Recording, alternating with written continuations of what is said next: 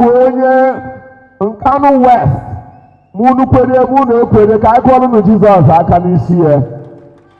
Your Excellency, your people are here to welcome you, and they have come in great numbers. We want to thank you. We want to thank you for coming. Achọrọ m ka anyị gwanite the administrator kama tupu nke ahụ eme ka nkene former chairman of this local government, Honorable Afamo Kereke. Maybe because he lost his mother a few moments ago, his face is not as bright as for me to see him. Afam, welcome, sir. A media guru and former chairman. Thank you very much. Our incoming governor, by the special grace of God, we've been assuring you, I am here once more as the administrator to reassure you that by the special grace of God, that Nkanu West Central is PDP and PDP is Nkanu West Central. Today is not the day for a speech or to make speeches, but the end will justify the means. Your Excellency, Peggy Abegu. No. Your Excellency, at Autumn, I'm a Gwandubai na Ibowe Nkanu West. Ekerun Nkanu East and Nkanu West simply for administrative purposes. Ibowe Nkanu West by all standards. Your Excellency, I na shigo no na Begu. This visit be very symbolic for us. All is symbolic because all is homecoming for you. All is symbolic because after 16 years, Your Excellency, we are preparing to go back to Lion Building. All is symbolic because I'm active to see another Nkanu return to Lion Building after you. All is symbolic in very many ways. So, Your Excellency, I'd be happy to be part of this project, a divine project, as a matter of fact. I make members of your entourage. Look at my admin through. We shall speak on the day of the elections, Your Excellency. Our vote will speak for us, Your Excellency. The much love Nkanu Central way for you. The much love Nkanu West way for you. Because Akboye are not town hall meeting, expanded town hall meeting. Mana all campaign today.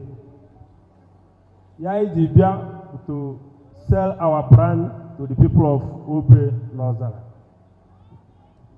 Your Excellency, Ayagabugo community by community, I mean autonomous communities. And after I can assure you about Afroma because the people are accepting you. PDP, Emego Ofuma, like a Mbwaiga, community by community. I know Afugo. I go have the reason why they should vote for PDP. Because on the 25th of February, the National Assembly election.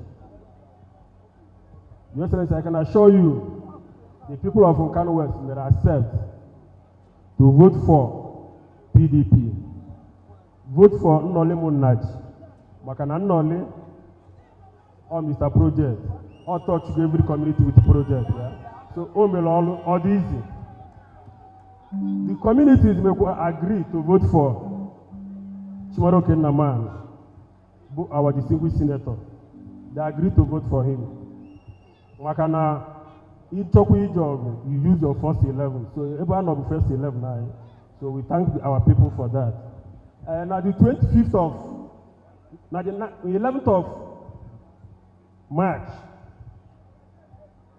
they can buy Ozalla. Ozalla Patakwa in their numbers to support us. The same thing will be. And then I want Ozalla, especially I'm going to Ozalla because now I'm an with their son as the election, and or they hope that somebody support Wabia. Man, they should consider a lot of factors. Now, it will 260 wards in Enugu State. Only Ozalla cannot make somebody governor. Only Ozalla cannot make somebody governor. And how may understand the Ayukuru because now last election 2019, after vote Agbani, you see vote Ozalla. Ozalla was second in that election. I need to equal maka Obe PDP. Obe PDP. I'm gonna put me AIG Hano. A lot of a lot of them. So with all this caliber of people, nobody would much problem. Thank you. So Biko Anama Ashige na 11th of March by special grace of God, you will be elected. By 29th of May 2023, you will be sworn in as governor of ENUGU. Thank you very much. Biko, if I be able town hall meeting, it's a very serious business. And town hall meeting now, I don't go to Kenya. Ihe a na-ekwu bụ ịbịa isi oke esie ihe ga-eme gị ihe ga-eme obodo ka ha support our party, and they believe that na effort anyị enwere ka hapụ support our party ọgwụ ya. The first time batalụ na National Assembly ekwuru m that na m ga-eme interest free loan but they convert it to grant, and they visit him the 28 political wards nọ na Nkanu East and West, and ama m na Ozalla kete 200 persons, Obe kete 200 persons. Then I moved from there, this Nkanu West Development Center. Ozalla was the first place we execute the project na Boys High School Ozalla. We found our boy child laboratory center, all like a skill acquisition. So I did it for the Ozalla people, the Ozalla boys. In our buffer n'abalị, you can notice na ebe a na-achata ọfụma. Ọmụ atụye ya. Ije na ụmụ anị, ị ga-afụ borehole, motorized borehole nlo dị a. Ọ dị dị a.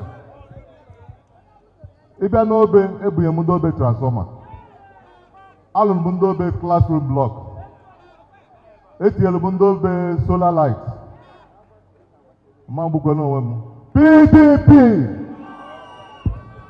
Onye mecha ihe anyị na amatụ PDP vote. Onye mecha ihe amatụ PDP vote. A ga-atụ ya. Biko ndị Igbo ekenekwe m unu. PG ndị obe na ndị Ozalla agbarakwe ekenekwe m unu. Biko party chairman ekenekwa gị. Onye ka onwe ekele gị. Your Excellency, Oyeze no. Sini Oyeze no. One Amoroha no. The incoming no. Oyebayi one Kana Enugu State no. Ozalla na obe merum simbia present or he has or he made her about one kure or has him just presented to you. Adagmagwag Makano his mpuo. So I saw him miss anything. So Niabo Community Charter of the Man Obe Ozalla make it up in Nkanu West Central Development Center. Actually Boyo Boma need with all the capacity to do anything there here. Number one, Agmage no Igbo. Actually, number one, that Your Excellency, when you ascend the seat of the governor of Enugu State, that you empower some Obe and Ozalla indigents to become millionaires and billionaires by supporting their businesses and ventures in line with Your Excellency's vision of economic emancipation, wealth creation, and galvanizing in the Enugu State to greatness. Number two, Your Excellency, support Obe and Ozalla indigents to secure and serve in elective offices in the next election season at local, state, and national levels. It is noteworthy that Ozalla has never been supported for an elective position since 1999, notwithstanding its massive and unflinching support to PDP. With the agreement of relevant communities, considering its attractive topography and supporting resources such as Mbeni River for supply of water, these will transform the area from serving as hideouts for criminals and kidnappers to a haven and economic hub, which will reduce the strain on Enugu City, especially when linked with a tram or train system. Number 4, construct a flyover at the Four Corners Express Junction to redress the menace of traffic gridlock and accidents on that axis. Finally, Your Excellency, to tar the ramp constructed S or death road for UNTH NMPC filling station that goes through Ozalla and Obe to Amore to aid access to healthcare and livelihood while reducing the strain on Ozalla and Abani Road. Your Excellency, we had to read this so that the Baigame and so that you will respond to it. Our people are already aware of what we should do, and we are doing it. I want to assure you that it will end in praise.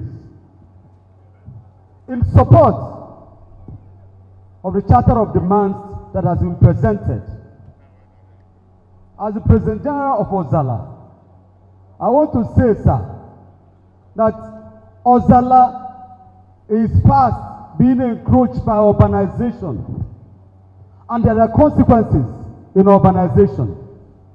Criminality is always in the high. Development comes, but it comes with criminality. And by extension, obey, because anything that affects Ozalla today automatically affects obey. So please, I want to appeal that you look at this seriously, particularly when you take over. Look inwards and see how you can bring on in all those things that helps a place that is becoming as fast urbanized like Ozalla and Obe. Please, once again, I say welcome, sir. Biko ndo biaruba ya na mekenekwu unuka. Biko gọvanọ anyị ụbọchị ọ ga-abụ 2023. Anyị ga-eme agwụya. Obe na ọzara egweghị sheki. Chineke ga-agụsi ihe o ji bụrụ Chukwu. Anyị ga-eduga ogu n'oche ahụ. Ekenekwa m unuka daarụkwanụ. Unu ma na anyị bụ nke anyị sikwere n'igwe wee kpọgide jekwuru gọvanọ wee si gọvanọ ugwu a ya biko ya yi onye nkanụ gọvanọ ka candidate of PDP bụrụ onye nkanụ. Gọvanọ nye ọpọ na ụmụ nkanụ niile fụta gọvanọ wee negbue ya anyị niile kpofutekwe gọvanọ negbue ya wee were ihe Peter Mba anyị were isi isi no again anyị were isi isi no and ebe onye gara anyị Peter Mba ya iwe na anyị Peter, like I said, Nkani East and West was having a local government at Aba, just one. So you are from Nkani West, you are from Nkani East. And they make Obugu Kachineke Mary, the Pendrum, where Burnishi got that question. I have hesitate to say no to you. And on the ground, the parameters of victory in Enugu State are all shining in your favor. All the parameters. There's no EPDP, there's no division, there's no camping. So everything is in your position, shining in your favor. And I think behind the table swearing in. Every Kuroku, Sinan, Ozalla, were candidate. Well, he got what I will candidate. Maka party open against you, the candidate. Maka party time. Eh? Mana, I am a quick on Ozalla, no opposition. Amen. Because Ozalla no opposition, but very bad thing to Ozalla. Ozalla, I tell you vote, now everybody know. I wake it okay. Who dropped her and I know? Biko ndị ọzara mere m na nne nkanụ ndị wee isi mbakwara n'anị ndị ovesọ isi mbakwara n'anị biko ihe nna achị bụ kaanị unu nekwa ya unu ahụ na Peter mgbe ebitere ahịa na o kwesịrị ekwechi na ọhịa ziri ezi o wee ndị oyibo na-agba ekwuchi na-ekekwa ihe o were ka e ga-eji ke ndekwa ihe o were ndị ga-ekefu ogbe ama ndị ha mma mana emekwa ihe ka esi eme ihe parukwu ọkụkụ pee nwaanyị ọ bụghị na nwaanyị takwa iche na owere ihe ga-eme ya anyị na-ekwu okwu ebu anyị na-ekene gọvanọ anyị bụ gburugburu onye nyere anyị Peter Mba ihe o mere bụ ihe kwesịrị ihe kwesịrị ime ọ bụkwa na o were jee ihe ndị ọzọ anyị achị ọgụnụ mere nne Nkanu East ọ na ha abụghị mmadụ ọ na ha eso n'ihe a na-eme so biko maka ekwuchi maka ihe dị mma n'ihu Chukwu ma n'ihu mmadụ a na-ekpere unu ire ọ bụghị a na-achọ anyị 1 minute 2 minutes ire ebe anyị bịara gbere unu kan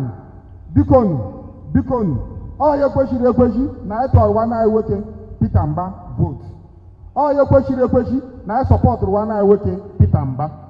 Peter Mba na-ekwu okwu ya ọba bie nọ n'isi for gubernatorial election. Were ndị ọzọ achọghị m ikwu maka nnọle nna gị nnọle eje ndewu ihe ọrụrụ karịrị ọ bụghị ha ga-abịakwuwe gọvanọ anyị na onwe nke anyị amawara anyị ntọnala ilu ọbụcha na-ege ọ tara iwo o jewo 3 tenor na-eje 4 tenor nọ na-achị m ojegbuo nke nwa ya eji ha ọzọ ọ bụ ọbụbụ na ịkpara bụ na ya agbawa agba ya eji ha ọzọ na ahaghịrị ya eji ya eme betara anyị so biko anyị ga-akwado ilo ga-eje ọzọ ka o jekọtara anyị ihe o ga-eji wetara anyị amekenekwuru biko Barrister and Quanta, power to the people, power to the power people. to the people. PDP. Daalụ. Yes, I say. Ndị be anyị ekwuchikwa ihe niile a ga-agwa gị. And from the presentation of our spokesperson, our demands are rather very few. And Ozalla, the very, very critical, because now I were 22 polling units.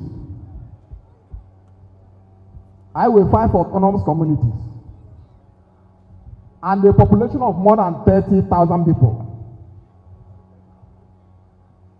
I want to Ozalla that now Ozalla is positioned to benefit tremendously from the economic blueprint of the incoming administration.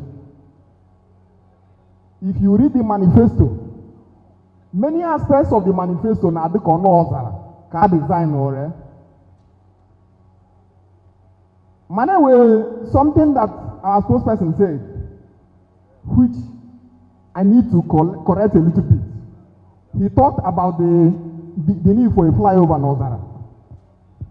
Yes, and I said that flyover is not meant for Ozalla. That flyover is for the entire ENUGU state. That flyover is for the entire southeast. That flyover is actually for the entire Nigeria. For as long as we are talking about the easy movement of people and the ease of doing business, that flyover is a major, major imperative. Because now, when the blocks, the when the traffic gridlock occurs, the hold up may hold no matter for hours. For hours. So all the very urgent that flyover is done. And when it is done, it will be to the glory of Enugu State. As na oyeba in a election, I know well, but I want to assure you that now, as my elder brothers have spoken, we are not going to waste our votes. Those are that sophisticated. I did that savvy. We are going to vote for the party that has always stood with us, giving us appointment, making us a minister, making us a chief of staff, producing 2 national commissioners from Ozalla, producing 2 commissioners from Ozalla, producing a chief press secretary from Ozalla, producing permanent secretaries from Ozalla. Ejogu, that I can either elective position, can balance all the equation. But I want to assure you that the PDP has been very, very wonderful to Ozalla, and we are not going to abandon PDP. No, sir. Massively and in unison.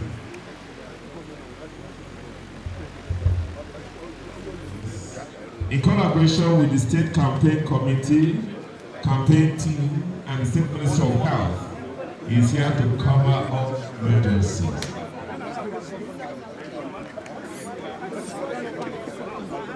The presentation is done. Please now return to your seats. As at yesterday, out of 68 development areas, I'm for this town hall meeting. As of yesterday, I had 44. So I share back one, I may go here 45. Let us assume ni ununa neba anwa ga turn into canvassers. Ununa nsheba for unuga kọrọ ndị na heba. The need onye ọbụla na-enwe covenant one ka o je nweta ya. Maka ọ bụ na anyị na ebe a na-asị na anyị ga-evotu Chimaro ka anyị ga-evotu Nnọli, anyị ga-evotu the incoming governor, deputy and House of Assembly candidate. My PVC, we're just wasting our time. So we need ihe agboye nụta eje Caribbean. Ka anyị ga-eweta our PVC. We thank God that INEC get into the demands of ndị mmadụ by extending it. The last day was the 29th of this month. So now we have now gotten the power I gave you to vote. Orugbo on natural day, maka onye pụtara day, a ga-enye gị akwụkwọ atọ. A ga-enye gị for House of Rep, for Senate, and for President. It is expected na ị ga-eme ndị ba ya encourage ka onye ọbụla bịa ka ebe sara umbrella. Ụnọta na-ekwu ebe a. Orugbo on 11th, that day, the D-Day, that day before the incoming governor who is here, deputy here, if I on side, na one I working, I am Marofuma.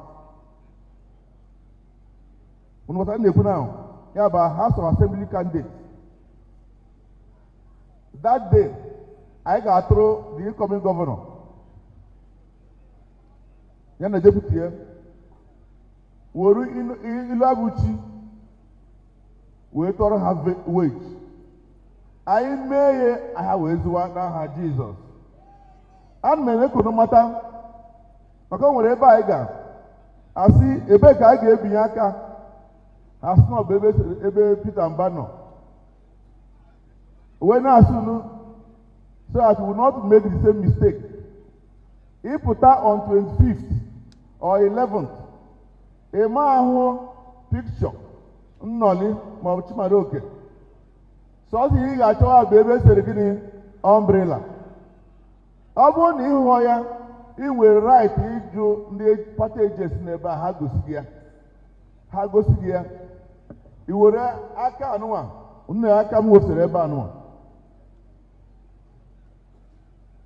It just will not have ink. Wait here, onwere obere circle ga ahụ not beside umbrella. Itinye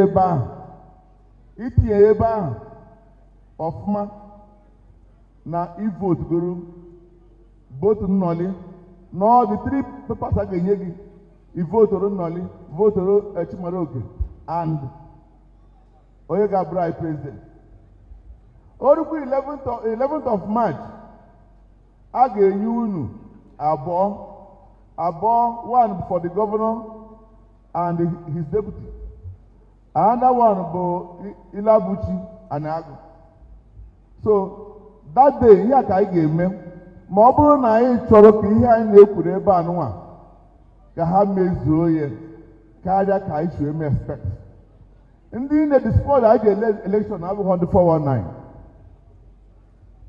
Ha anaghị agbọsa ya, ha anaghị eme propaganda, ha bụ ndị tested and trusted. Maka Peter Mba bụ nwa Nkanu. Achievements here for the past 20-something years, all everywhere. O ji ụzọ na-agbara ndị mmadụ Christmas. O ji ịrụ ụlọ ụka. Iweta na-ekwu na na-enye onyinye. O ji scholarship na-emere ndị mmadụ birthday. Ọ bụsịkwara anyị ga-atinye as governor. Ụnụ mara na ihe ga-achawa everywhere. So ana m asị ndị be anyị bikonu anyị hapụ ebe a ka anyị gwa nnọ n'ụlọ the need of ịtụrụ these people anyị kpọrọ aha ebe a nwa vote maka na ha bụ the best first 11. So ana m ayọ na-asị ebee ka anyị ga-ebinye aka. Thank you so much. Achọkwara m iji ohere anụ a ịkpọrịte the incoming governor of Enugu State. Barrister Peter Mba. Thank you very much.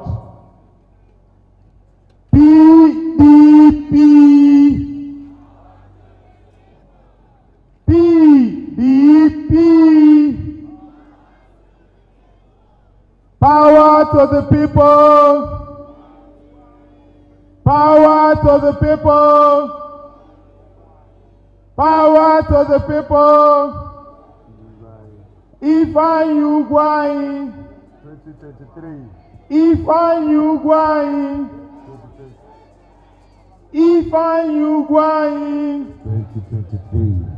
2023. Pitamba. 2023. Pitamba. 2023. Pitamba. Pitamba. Lion building. Pitamba. Lion building. Pitamba. Lion building. Thank you. The chairman of our great party, Honorable Augustine Nnamani, legislative and executive host,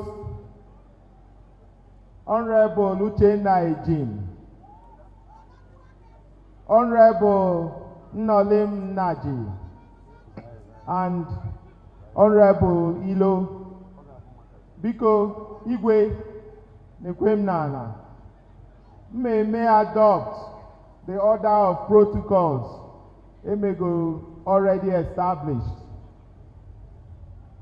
Ịmana ihe anyị kwesịrị ibe ebe a ịbịa mee wee anyị bịa na Nkanu anyị akọrọ unu ije ihe anyị na ndị ọzọ na-aga maka na nkata anyị na unu wụ nkata ụmụnna, nkata ụmụ nwanne ya akpa n'ime obi, anyị ekwuo ihe dịrị anyị na ka anyị esi mee ya.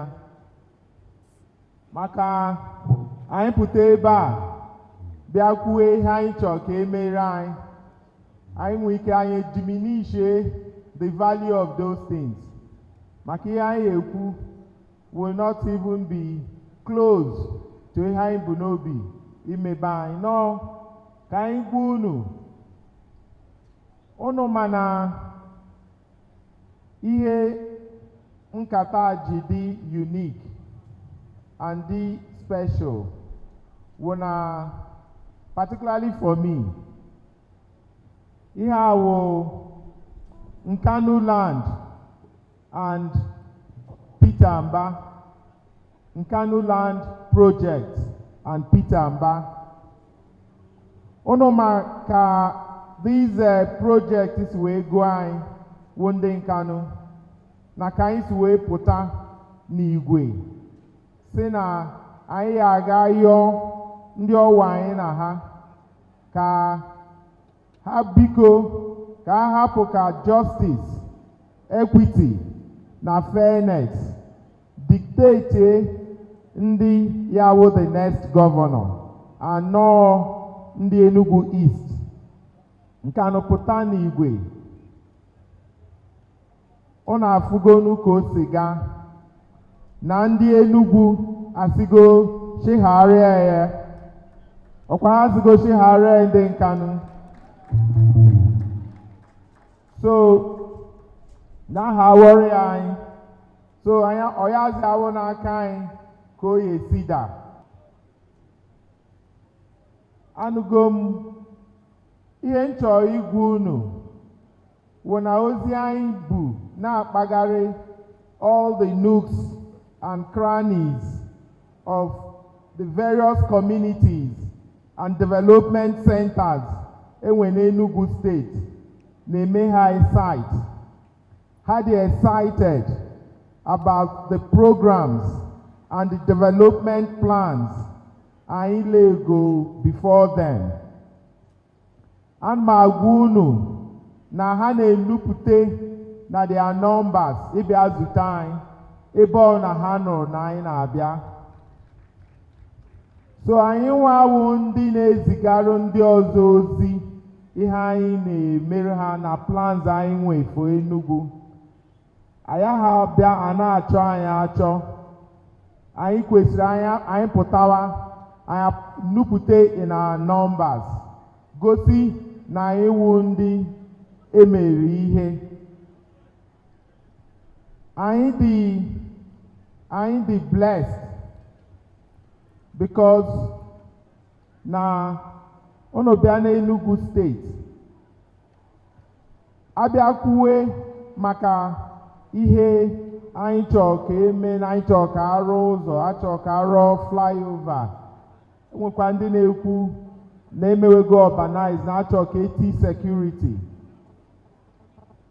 Kwuwa ụzọ si na ịchọrọ ka arụ ụzọ Ozalla, Obe, Amori. I mean, let's face it. Anyị na-ekwu okwu na anyị arụ ring roads ya connect the whole 17 local governments anyị nwe n'Enugu steeti. Ọzọ ịrụ ring road na Nkanu ya anya anyị. So ọ bụrụ na anyị na-arụ ring road ya connect the whole 17 local governments. Ịrụ ụzọ Nkanu be anyị aya ha fịara anyị ahụ. So ụzọ ring road Obe ya esi na ya baa Amori, baa ihe ọkpara, baa Ụgbọọka, ihe ọkpara, Amagunze, Amaechidodo. Anyị arụnụ ya ọkwa anyị arụ ya. Anyị arụ ya so anyị chisi owo bịa Obe.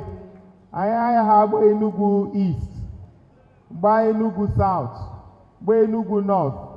Anyị esi ring road ọkwa anyị arụ ya. So anyị need only remind them ụzọ m. So nkata anyị kwesịrị ị na-akpa ebe a ụka unu ma na our current governor oge ọ zọrọ election na ndị be ha gosi ka o si agụ ha na ka o si adọ ha ya ka iji na-afụ na Nsụka bịa ha gbaa first, Udenu agba second, Igboeze South agba third. So anyị nwa ka ọ dịziri kịta igosi ka o si agụ anyị na anyị apụta n'igwe gosi na anyị agba first na the next election. Ndị Enugu East unu ya apụta n'igwe gosi na unu ya agba first na ihe mere unu tụrụ unu n'anya, and the only way to demonstrate that support and it may express your gratitude will anyị wee pụta in our numbers. Si hapụ ihe a na-ekwu maka development plans. Ọ bụrụ na ịrụ flyover adịghị enough, ọrụ tunnel anyị arọ. So both ma tunnel ma flyover na four corner, we should consider that ọrụ ndị oyibo asị na a foregone conclusion. Anyị arụ ya maka anyị ma the benefit not just to ndị Obe na ndị Ozalla. Anyị ma the benefit for the entire state. So ọnụ mana ihe anyị na-ekwu maka ya n'Enugu kịta will how we're going to unlock our rural economy, how we're going to ensure na ụmụ anyị ndị na-azụ ahịa na ha nwee access to finance ya ji azụ ahịa. So ekwute okwu empowerment maybe is a way of reminding me mana already no ihe jere anyị maka unu mana anyị si na anyị ya eme available 100 billion naira. Ọkwa ihe anyị kwuru ndị fụ manifesto anyị afụgo na ihe anyị kwuru 100 billion naira ka anyị provide for our micro, small, medium scale businesses. Anyị eji empower our young ones ndị nwe isi ahịa mana ha enweghị access to finance, ha enweghị ego. Ebe a ka anyị etinye ha ego ha eji bido ahịa. anyị eme ha empower, make sure na anyị mee gịnị, anyị create, in the words of ndị present charter, anyị create millionaires and billionaires. Anyị emekikwa sure na anyị mere enhance their skills. Maka unu ma na ihe anyị nọ na ya kịta wụ digital age. So I need rebuild digital competencies. Ha kwesịrị inwe skills ka ha nwee ike compete na the digital age, that emerging future. Maka somehow this current model, the world is leaving us behind. So we need to do a lot of catch up. The world may move, now migrates into a robotic, artificial intelligence, virtual reality, augmented reality. So our young people must be ICT literate so they can compete in the modern world. Skills we need really in tune with modern realities. Otherwise, we will be left behind.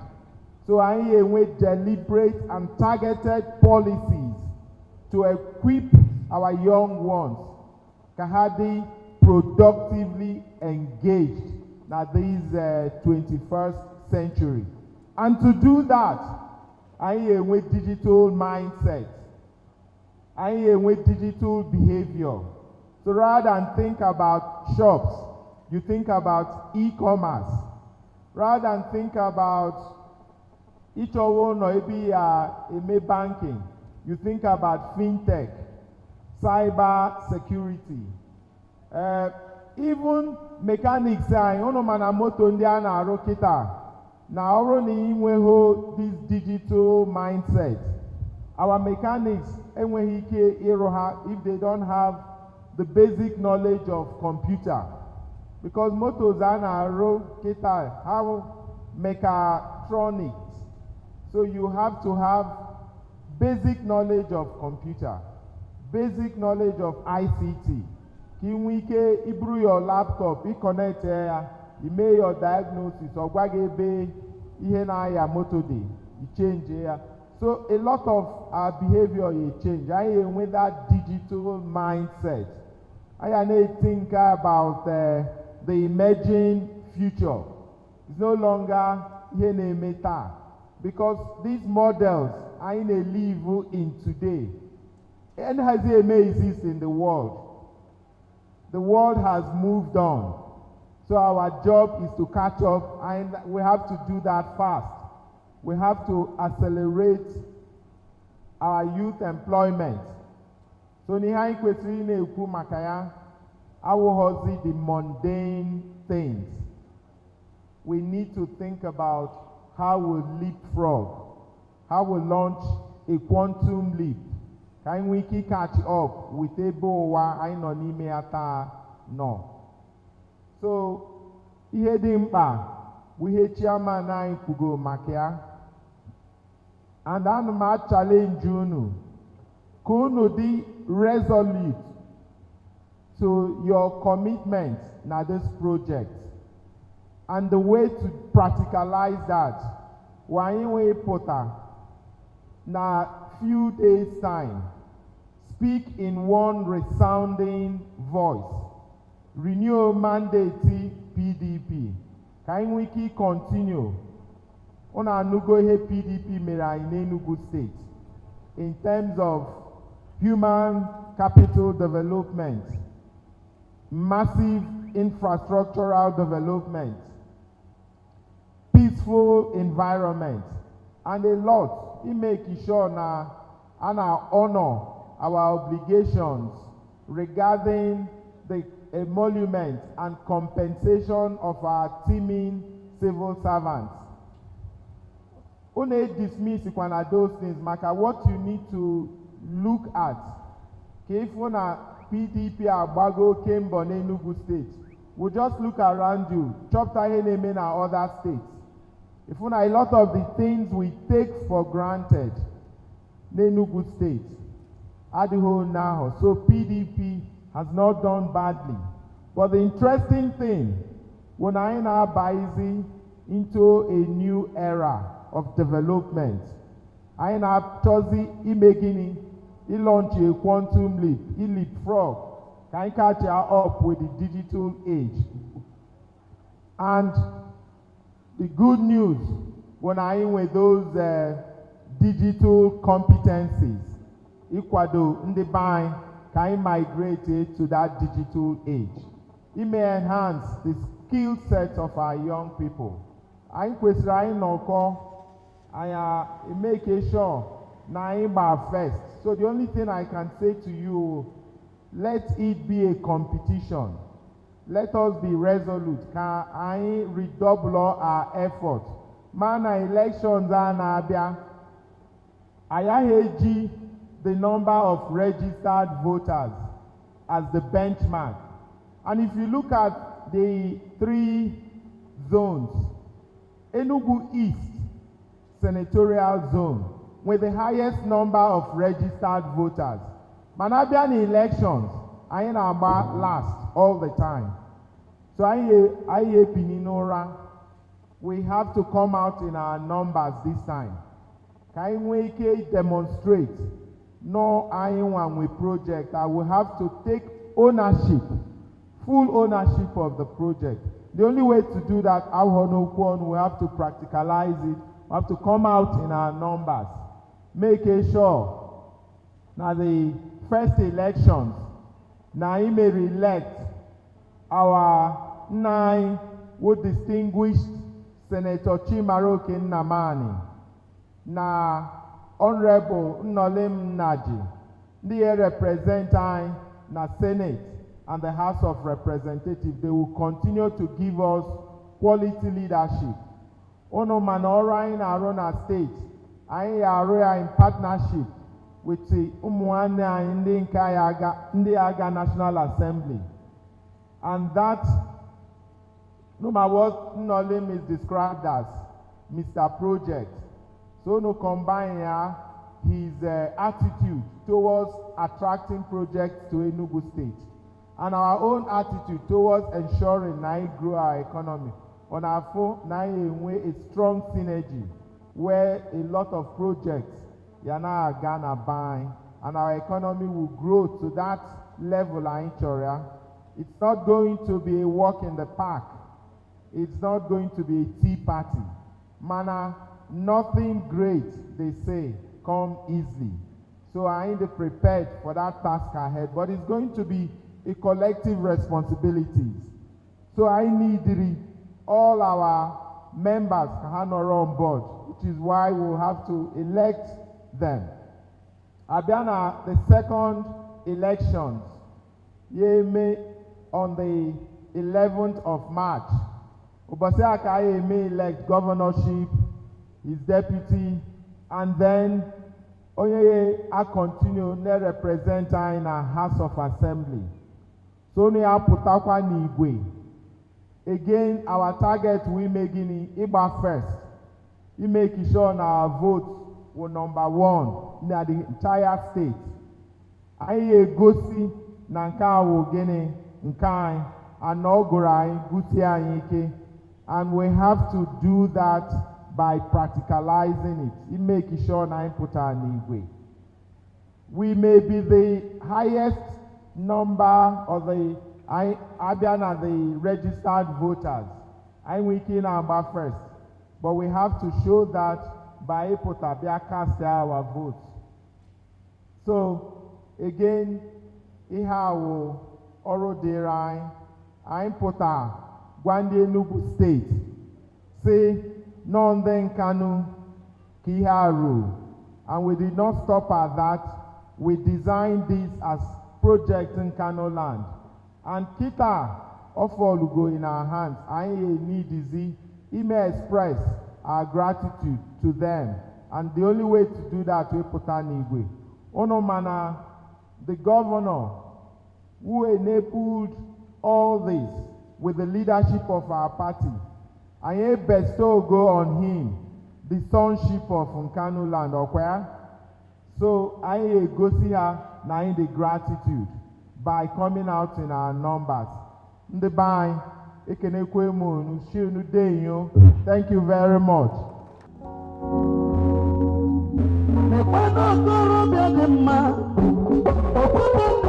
Obodo